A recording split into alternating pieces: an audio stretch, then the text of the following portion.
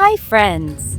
Shall we begin the second video on Gwanggaeto the Great of Goguryeo, episode 5 of Infinite Korean History? Last time, we learned about King Sosurim, who rebuilt Goguryeo in crisis, and the achievements of Gwanggaeto the Great, who became king at a young age. Now, let's continue the story of Gwanggaeto the Great. The third story of Gwanggaeto the Great. The Hoomyeong Bowl. Do you see this bronze bowl? It was discovered in a tomb called Hochung located in Gyeongju. However, there is a surprising secret hidden in this bowl known as the Hoomyeong Bowl. What could that secret be? There's definitely a secret hidden in this bowl. Try your best to solve it.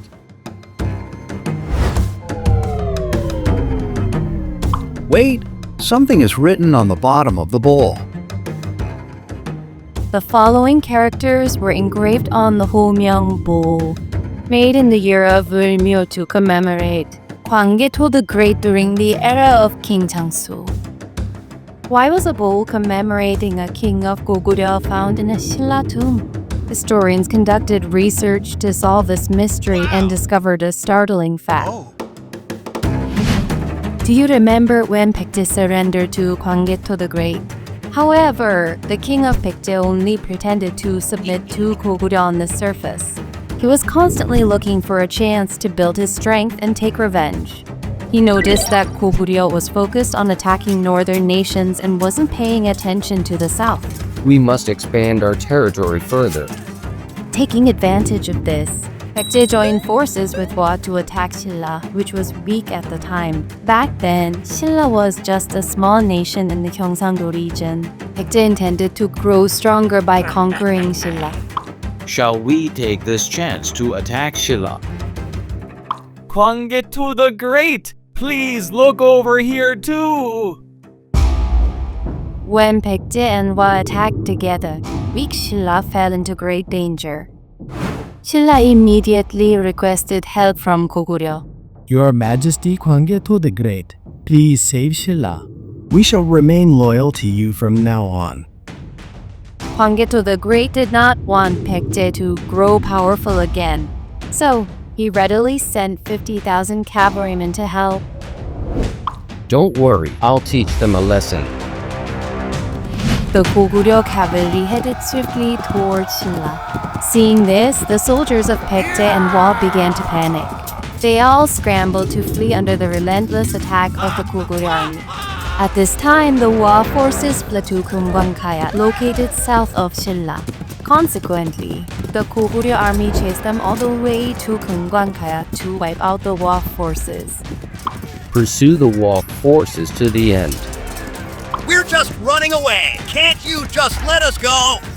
Gwanggaeto suffered massive damage due to the sudden influx of Hwa and Goguryeo armies, which came like a bolt from the blue. As a result, Gwanggaeto gradually lost its power and was eventually absorbed by Silla years later. Why are you guys doing this on our land?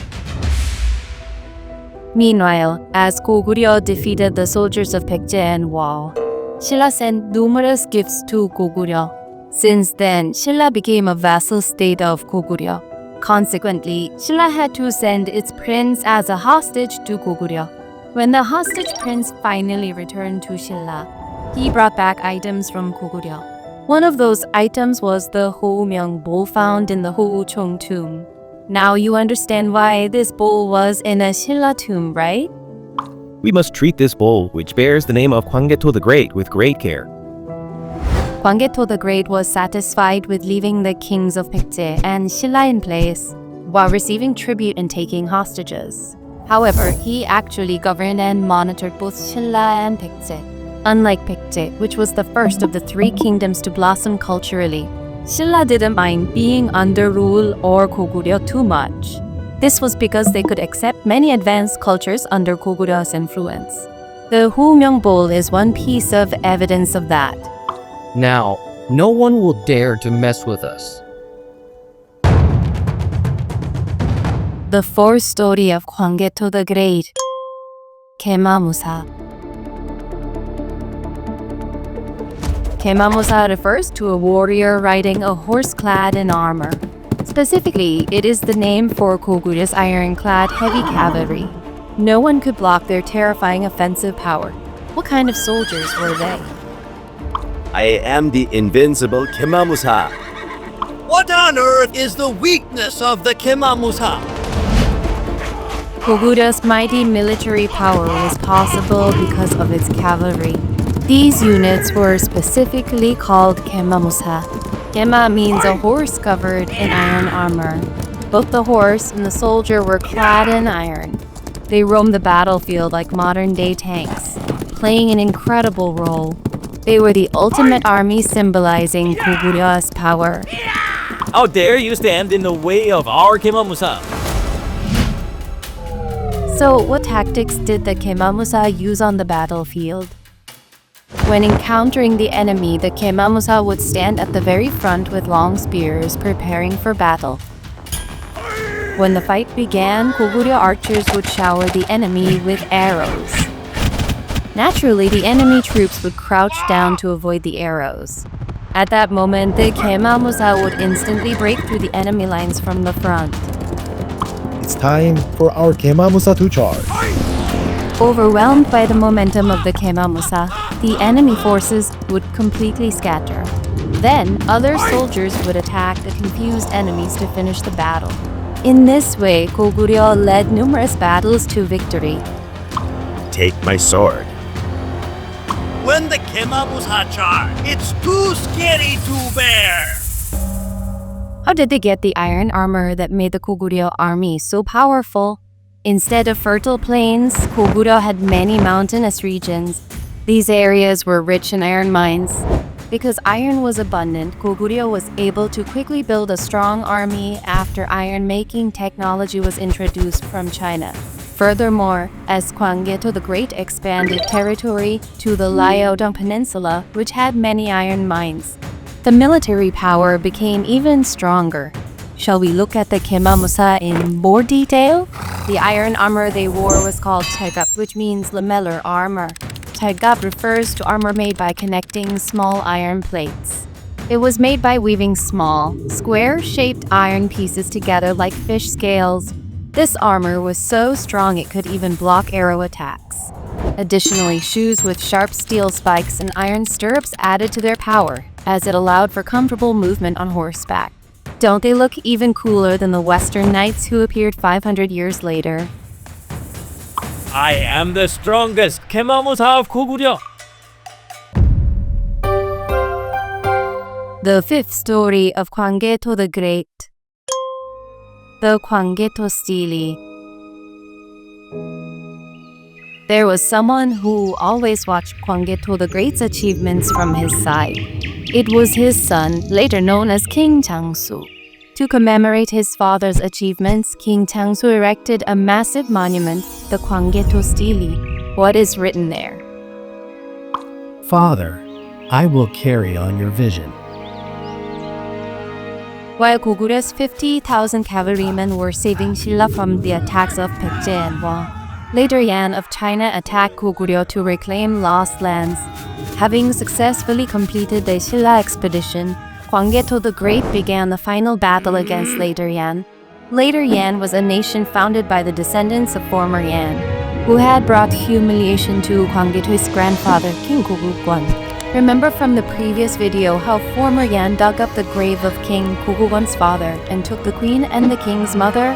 In other words, later Yan was as much a sworn enemy as Baekje. Those later Yen scoundrels, I'll wipe them out this time. Once Goguryeu's elite troops began their attack, later Yan was no match. Gwanggaeto the Great pushed them to the end and annihilated the later Yan soldiers. Finally, he had brilliantly defeated another sworn enemy. This is the final revenge of our Goguryeo. Later Yan was nothing special after all. Gwanggaeto the Great completed a massive nation encompassing the Hailong River in Manchuria to the north, the area north of the Han River to the south, the Primorsky Krai of Russia to the east, and the Liao River to the west. Gwanggaeto the Great, a great conquering monarch rarely seen in the history of the Korean people, placed Goguryeo in the position of the strongest power. Unfortunately, he passed away in 412 at the young age of 39. To honor his father's achievements, his son King Jangsu erected the largest monument called the Gwanggaeto Stele in Northeast Asia, standing over 6 meters tall with 1,800 characters engraved on it. Shall we look at a passage from the monument? The king's grace reached the heavens, and his majesty shook the entire world. By sweeping away the wicked, all people came to strive in their livelihoods and live in peace. The nation became wealthy and prosperous, and all kinds of grains ripened fully. However, it seems heaven did not pity the people. He left this world at the age of 39. Standing tall as the strongest power in Northeast Asia, it was even said that Goguryeo was the center of the world. This was possible because of the efforts of King Sosurim, who did not yield despite the humiliation from former Yan and Baekje and instead stabilized the nation. When the bravery of Gwanggaeto the Great was added to those efforts, Goguryeo spread its wings and surprised the world. Goguryeo, which was called the breakwater of the nation as it had to fight many countries, was truly strong and great during this period. Goguryeo is the strongest power in Northeast Asia beyond the Korean peninsula. What if Goguryeo had unified the three kingdoms at this time? Would a strong Goguryeo have spread beyond the continent to every corner of the world? Seeing how Korean culture and technology are loved worldwide today, why don't we all work together to make your people shine even more, just like ancient Goguryeo?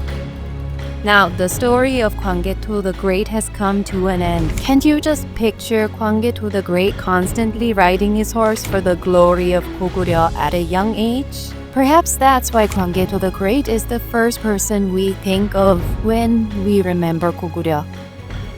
Next time, we'll learn about the story of Silla, which began to break away from being a vassal of Goguryeo, and King Baekje, who laid the foundation of Silla just as Sosurim did for Goguryeo. We'll see how Silla developed following Goguryeo. There are many interesting stories, so please look forward to it. See you next time. Bye!